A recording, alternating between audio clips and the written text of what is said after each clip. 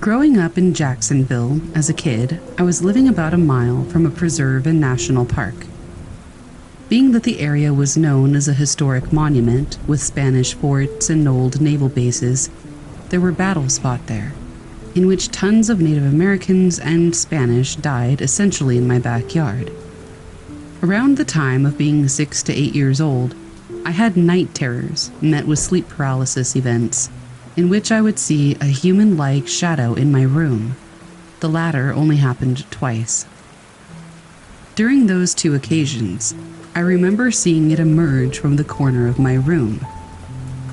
And during the first event, it just stayed in place. It had no remarkable features, with only the outlining of its body being a darker barrier that defined a human outline. Head, torso, legs, arms, and maybe hands. However, the second time this happened, I immediately had an elevated heart rate, and I started panicking out of fear. Most likely, I had woken from a nightmare. I was positioned on my left side, with the shadowy guy facing my peripheral on the right, and this time it started walking toward me, getting in my bed, and holding me with its hand on my chest. From that, I was in a total panic attack, to the point that I could hear my blood pumping in my ears. After a while, I guess I just fell asleep. Maybe I passed out, I honestly don't remember. Even with all of that, I don't think I told my mom at the time, though now I tell her about both of these experiences all the time. She kind of just says, well, maybe that did happen, or maybe it was just a vivid nightmare. Nowadays, I look back on that with a sort of mystified perspective. Growing up, our household was really stressful for a child. There was a lot of parental fighting on a daily basis, especially with my dad being an alcoholic. He didn't abuse me, not physically, but all of that torment did lead to a divorce when I was about 13. I've never spoken with a therapist about this or anything, but I do feel like those events were likely a product of the stress. As a bonus, whenever I would talk to my dad about it later, he confirmed to me that he saw a squatting human figure up in the rafters while we lived there, well before he went through DTs. Rest in peace to the man.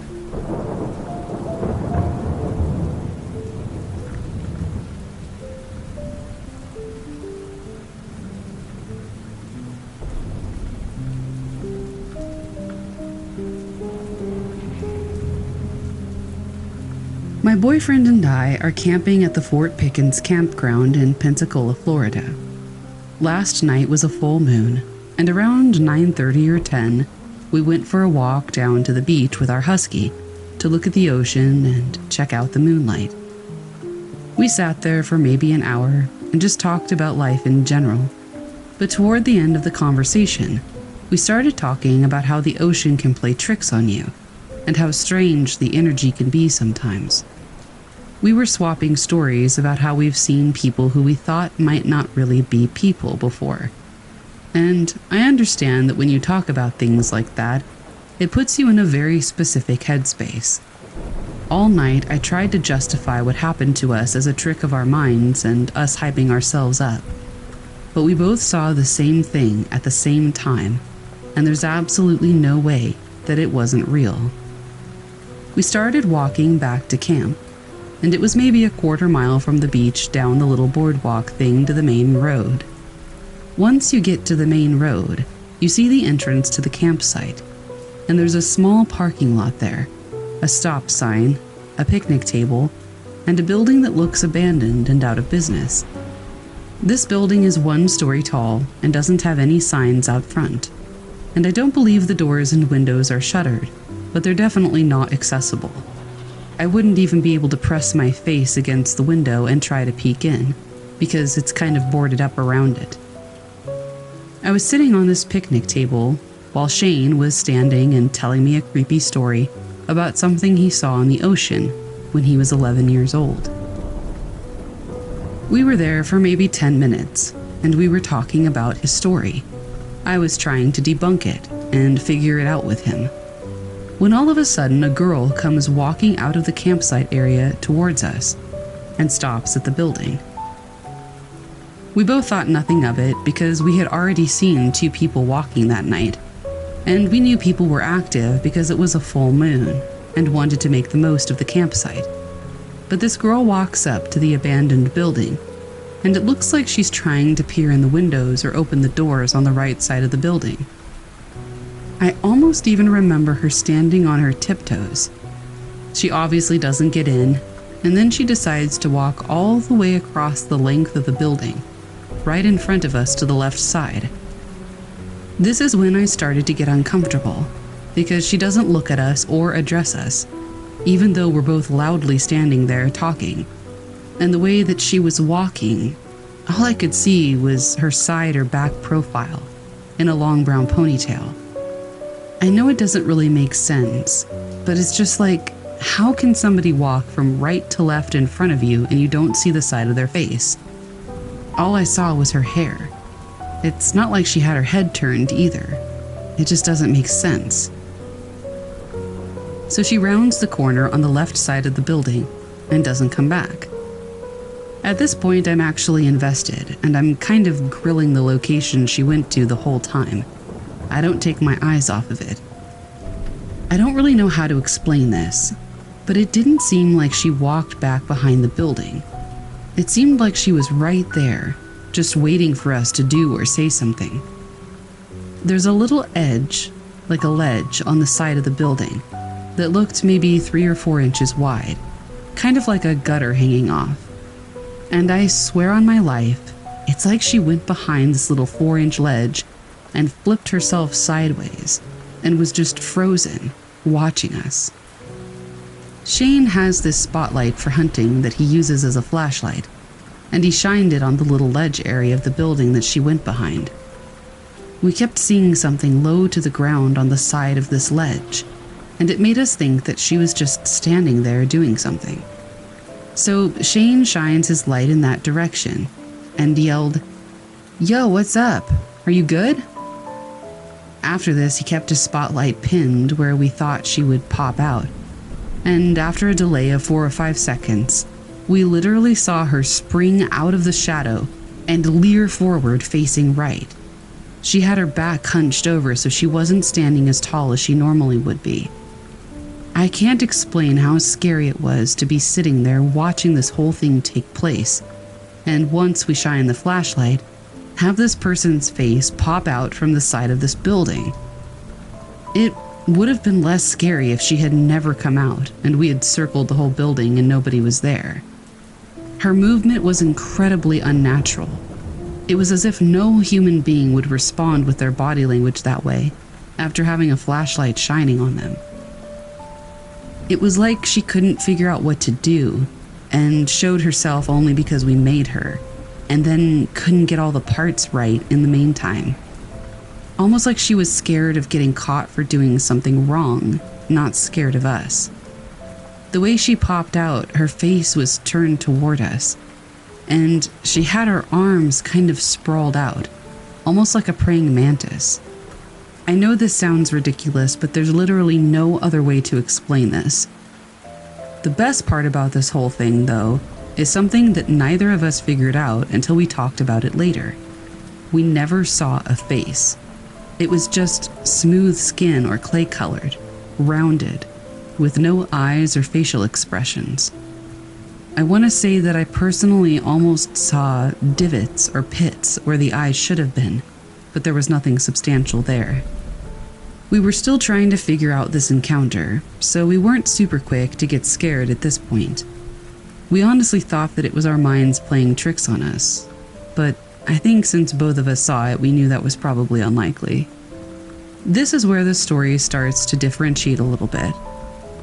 After she pulls her body back behind the ledge, Shane turns off his flashlight when I asked him to because I felt like we were being rude.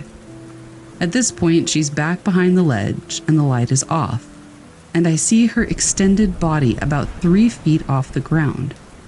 It's like she's crouching and reaching at the same time, like she was going to take an over-exaggerated step and almost tiptoe off like a cartoon character or something.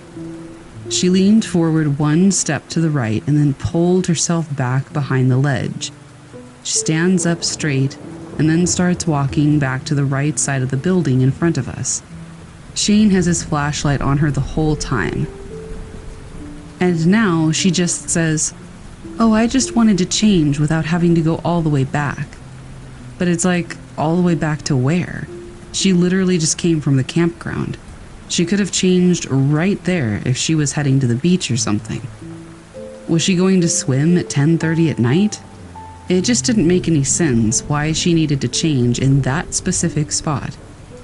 The strange part is I specifically heard her talk about changing, but Shane heard her say something about having to pee. I'm not sure if one or both of us just misheard her or if Shane just assumed that's what she was doing, because that's what I thought at first too. But as she walked from the left of the building across to the right and back down the trail toward the campground, she kind of scurried away quickly, as if she was embarrassed. And the crazy thing is that I didn't see her face the entire time she did this. It was like when she walked across the first time. All I saw was her long brown ponytail. After she slowly walked down the road back toward the campsite, Shane and I were talking about how messed up that whole interaction was, and how we needed to get back to our own site. He told me that this person had a short, blonde, bob-style haircut. He couldn't believe me when I said that no, she had a long brown ponytail, because he hadn't seen that anywhere on this person. There's no way that either of us could have mistaken these two specific haircuts and colors for the other. It's almost like she was showing each of us what she wanted to. As we walk back to our campsite, we walk past a handful of good dark trees that I, as a female, would definitely have peed behind or changed behind if I needed to. This building was so far out of the way, and I would never think to go to the distant right side of it by myself late at night in order to change clothes. It just didn't make sense, the choices that she made. And trust me, we've spent enough time in the city that if we were in New York or New Orleans or Denver or wherever, and we saw somebody doing stuff like this, we probably would have just chalked it up to the person being high and just laughed it off. But this is a random, quiet family campground where everyone's super happy and peaceful. Of course we tried to justify that maybe it was just some drunk chick being sloppy and not knowing what's going on. But even that doesn't hold any weight in comparison to those body movements and that smooth face that we saw staring back at us. Nothing about this person's body movements were natural. Not when she came slinking up, not when she didn't notice us sitting there, not when she looked in the window, not when she walked across the building or dipped behind the ledge, or peered out or crouched down, or replied to us, and definitely not when she scurried off. This is one of those situations that left me with tears in my eyes. I was absolutely shaken, but I was incredulous at the same time. I couldn't believe that it really happened to me. It's like I almost couldn't even be scared because it had already happened, and I just had to sit there and process that we really saw what we did. We talk about NPCs sometimes and joke about people making us uncomfortable and maybe not being real. And we really believe that sometimes we cross paths with angels. But this was something else entirely. This was something that seemed like a lower form, or something less intelligent than us that was just pretending to be human. I feel like I should add this as a side note, but I'm Native American and I'm super familiar with all kinds of witches or bad medicine or shapeshifters. And in a lot of our stories, these are humans who are incredibly intelligent and powerful, and have this human urge based on jealousy or anger or evil to target individuals and appear as another living form. I'm telling you right now that nothing about this encounter felt like that. This didn't seem like something smarter than us. It didn't seem like something with an emotional intention. It didn't seem quick or cunning like it wanted something from us. It was the exact opposite end of the spectrum. It seemed like it was mimicking or mocking human movements. I have no idea what its intentions were, or why it was here of all places, or why it presented itself to us that night. but I guess I just have to move forward with the knowledge that this definitely happened, and I don't have any answers.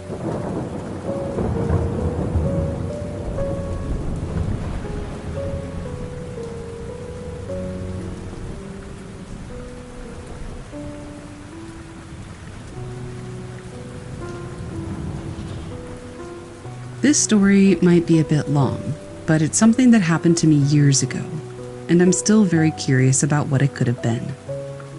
When I was about 13, I was in a relationship with a girl that I visited pretty frequently, almost every day after school if I could. Due to me visiting her so often, I got to know her and her family, as well as her home.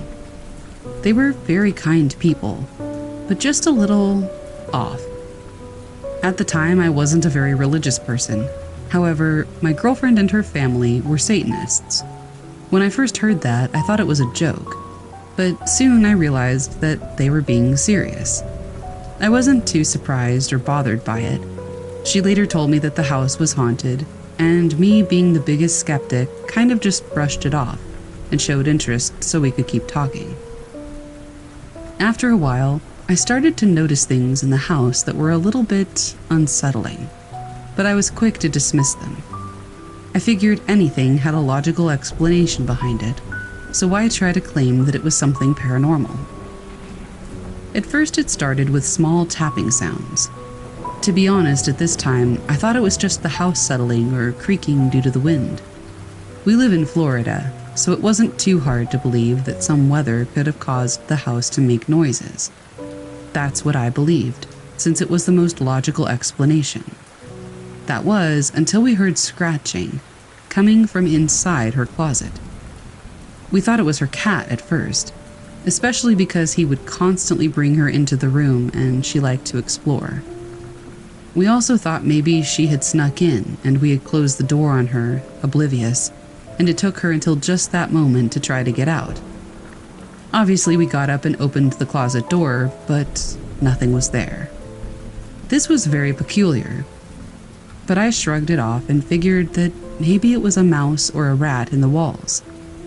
She pointed out, though, that there were scratch marks all over the closet. They weren't high up. If anything, they were about level with a common cat or a small dog. But like I said, the cat wasn't in the closet. It wasn't even in the room. Needless to say, I was weirded out. I wasn't scared, but I was starting to believe that something wasn't right. I don't know exactly what was wrong, but I was starting to feel off after this. Weeks go by and even months go by. Some minor things keep happening. Mostly just the scratching, which has pretty much torn up the paint in the closet entirely at this point. But also other things like the cat acting strangely, and a weird sense of unease when you're in certain parts of the house, particularly the restroom, the garage, and the master bedroom. I just assumed that it all had a rational explanation, of course. I wasn't sure of what it was, but I was stubborn and dumb. One day, though, something was especially creepy. So creepy, to me in fact, that I had actually started to question whether or not there are such things as gods, demons, ghosts, etc. Something that will stick with me forever. One day, my girlfriend had invited me over, so I asked my mom and she dropped me off. I noticed that there weren't any cars in her driveway, which wasn't really weird since her family did work often or were out shopping a lot. My girlfriend opens the door after I knock and lets me in. First thing we did was head to her room to watch Third Rock from the Sun. While we're sitting in there, we make some small talk and go to the kitchen to grab some food. And then we go back to her room to keep watching TV. At some point, though, hours later, we end up shutting off the TV and just start talking. Out of nowhere, though, we hear her older sister yell her name from right outside her door. We assumed they were finally home from wherever they went, and we went out there to check up on them. Weirdly enough, though, we didn't see her. We checked everywhere around the house and didn't see her at all. We even yelled back but got no response. We chalked it up to us maybe hearing something else and just assuming that that's what we had heard instead. Like maybe there was a noise and we thought we heard her name. Like I said, stubborn and dumb.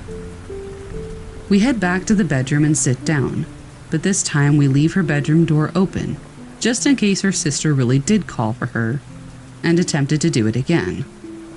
After a few moments, we hear her sister call for her name again.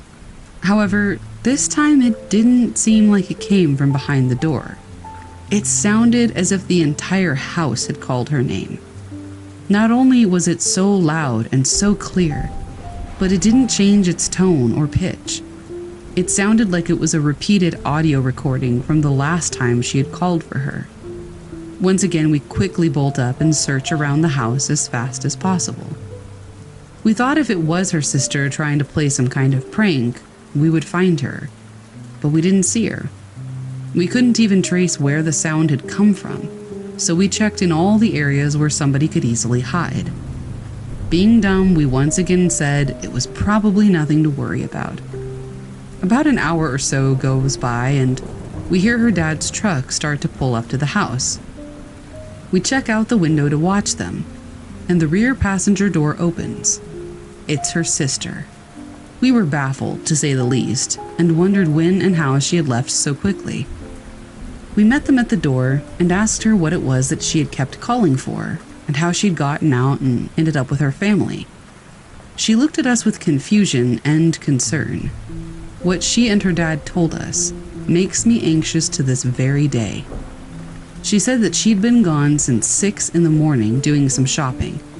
We immediately tried calling her bluff, but her dad doubled down and seemed to get a little bit annoyed by this and told us that they were indeed out shopping all day. Right after he told us this, we told her sister that we had heard something that sounded exactly like her voice calling for my girlfriend, and we tried finding whatever it was, but we came up with nothing. Something about this must have really alerted and worried her sister, because after we told her this, she immediately went pale and looked sick. She told me that she would like to speak to my girlfriend in private real quick and brought her to the back porch. I went back to my girlfriend's room and just sat on her bed waiting for her to come back. After about 5 or 10 minutes, she came back and looked a little concerned, while also downplaying what had just happened. I asked her if everything was all right. She said, yeah, she asked if we had gone into her room. I told her I did and she got mad. She told me though that if we ever hear her voice while she's not home, to not go in her room. I guess right above her bed is an attic, and she told me how one time she was sleeping, she'd woken up in the middle of the night and saw the attic right above her bed was cracked open, and she saw her own face staring back at her from inside the attic. This story is entirely true and something that has stuck with me for years. I'm 24 now, and though it's been a little over 10 years, it still feels like it happened yesterday.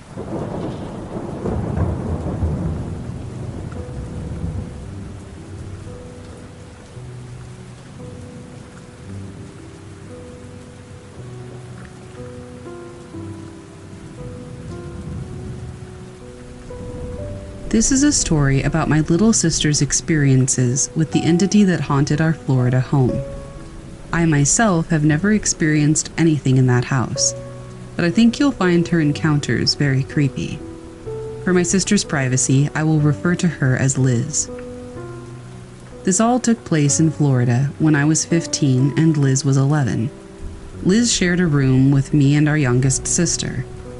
She slept on the top bunk while I slept across the room in my own bed.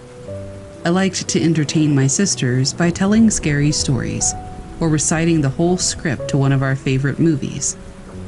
Liz always had a habit of calling me out whenever I told a scary story. She didn't believe in ghosts, which makes this whole thing 10 times weirder. The first incident was probably around July, as I remember it was pretty hot. I had been asleep maybe 3 hours when I was shaken awake. It was Liz. She asked me why I was standing by her bed and staring at her. Having just been woken up, I was confused. I no longer sleepwalked, so I had no idea why she would think that I was staring at her all creepy-like. I got her back to bed and sat with her until she fell back asleep. The second incident was maybe 4 weeks later. While eating breakfast, Liz asked Mom who the man in the hat was. Mom brushed her off, but I questioned her further. She told me that late last night, she woke up to find somebody standing next to her bed, peering at her through the safety bars. She described the figure as a man wearing a fedora-type hat and wearing all black. He was very shadowy and disappeared when Liz blinked. The third and most terrifying incident happened a few days after. I remember waking up after a particularly terrifying nightmare. I looked over to my sister's bed, and I noticed that Liz was sitting bolt upright, staring at me. I asked her what was wrong. She answered, with fear apparent in her voice, "The man in the hat was watching you sleep." That was the last and most terrifying incident I can remember. I don't believe he appeared again. We had our house blessed twice, so that may have deterred him. What do you think it was? I know we don't have any dead relatives that wore hats like that, so I'm very confused as to what she saw.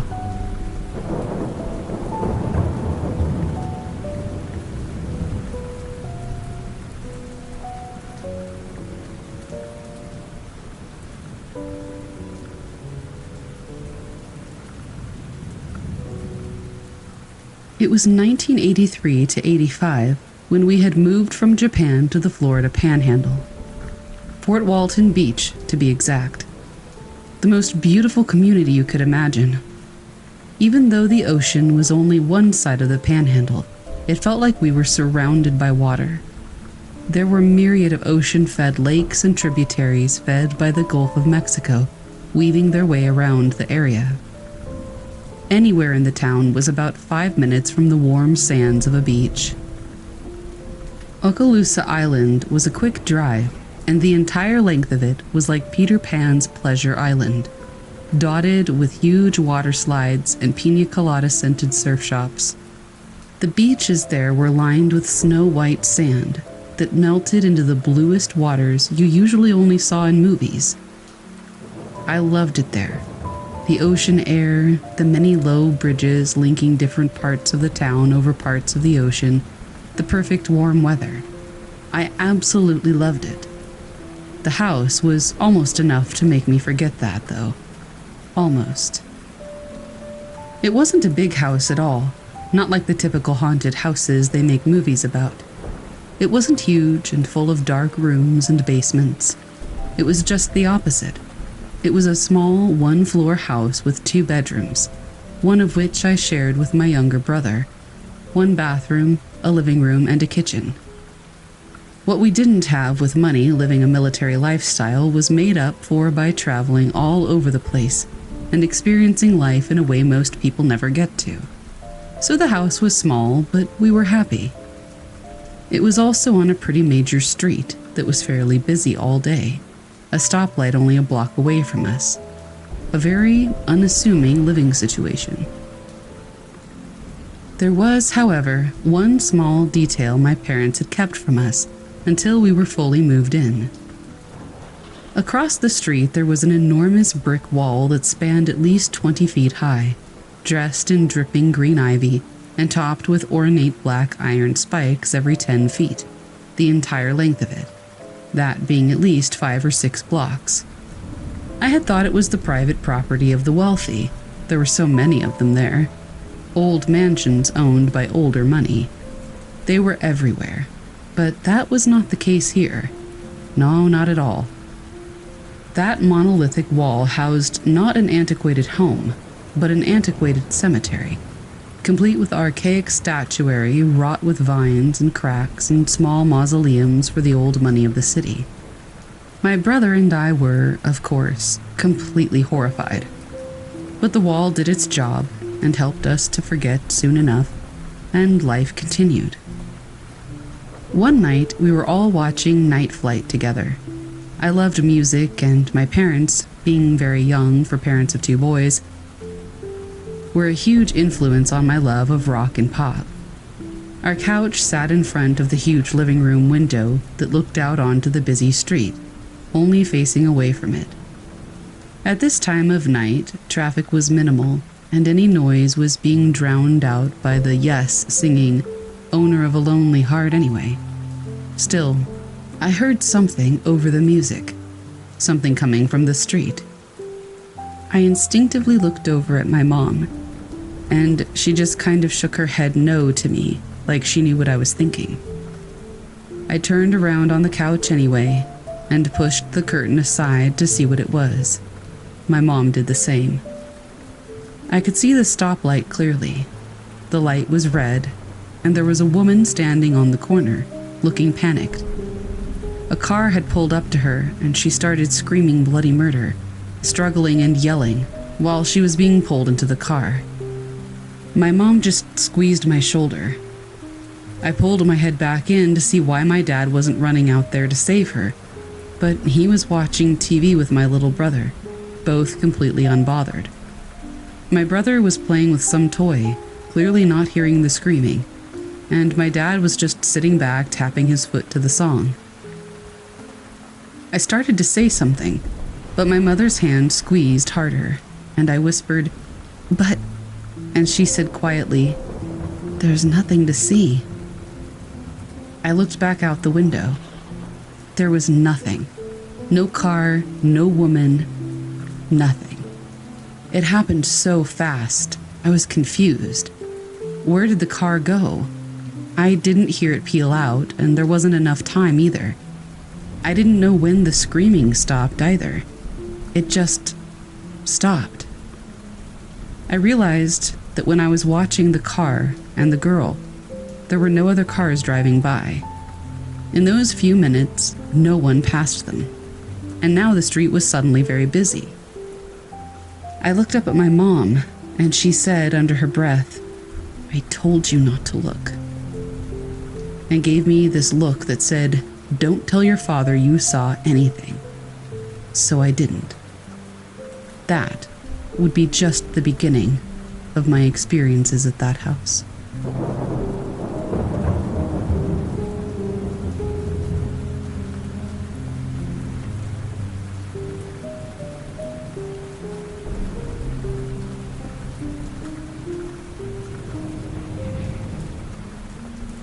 Last week, my mother stayed at her friend's house in Florida on vacation.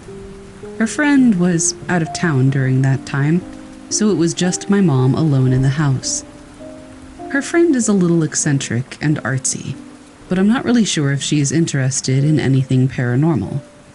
She does always insist that she doesn't believe in anything, that she's not religious or spiritual at all. My mom told me that when she first got to the house, she felt a little creeped out. Her friend is a super neat freak, so my mom believed that she probably had cameras around the house. My mom felt like she was being watched, and there were all these creepy statues and masks everywhere. There were also little artistic-looking altars of bone and beads, but her friend is an artist also, so it kind of made sense. The first day in the house, my mom texted me a picture of one of the statues as a joke, saying, "This guy guards the kitchen. He really stops the midnight snacking." I responded and we texted back and forth a little before we stopped. The weird thing is, about an hour after we stopped texting, she sent me the photo again with the same text. I ignored it, but then a couple of hours later, she sent it again. This continued at random for the entire length of the night until about 2 p.m. the next day. Finally, I texted her back and I said, "Cut it out, Mom, this is getting creepy." She told me she only ever sent me the photo once. We even compared our messages after she got back into town. However, the really creepy part was when my mom was in the kitchen. She started to get really freaked out and couldn't shake the feeling of being watched, so she turned on her spirit box. That might be the wrong word for it, I'm not sure, but it's a thing that flips through radio channels really fast, and ghosts are supposed to be able to stop it on certain words. She stood there for a long time, not saying anything, and just listening. When her spirit box said, "Decompose," my mom asked if someone was there, and the spirit box said, "Cooper." My mom didn't want to encourage it any further, so she didn't ask any more questions. But then, completely at random, the spirit box said, "All alone." My mom turned off the spirit box because she didn't want to hear anymore, and she left the house.